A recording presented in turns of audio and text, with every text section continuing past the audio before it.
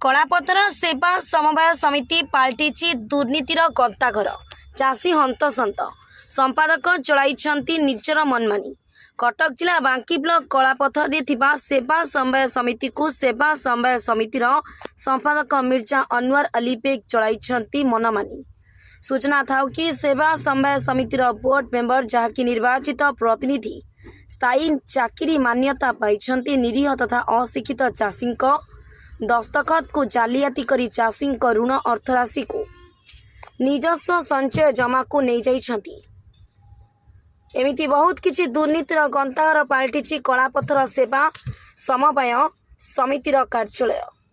एसहित ऋण देवा, सार बिहन देवा, धान मंडी धान देवा, पात्र अंतर नीति निजर पैतृक संपत्ति भावी समवाय समितिर कार्यालय को चलाई समवाय समितिर संपादक मिर्जा अनवर अली बेग।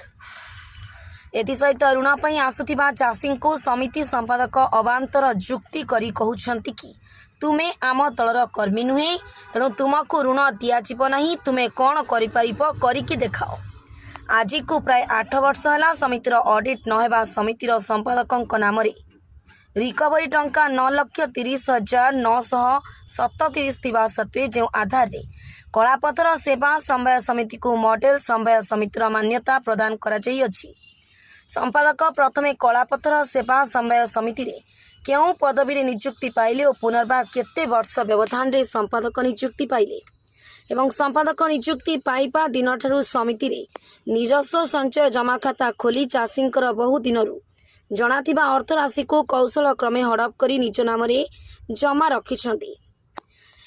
एने केपे हेब तदंत एवं संपुक्त समवाय समितिर संपादक विरुद्ध केपे हेब दृढ़ कार्यानुष्ठान। ब्यूरो रिपोर्ट ब्रह्मकिला न्यूज।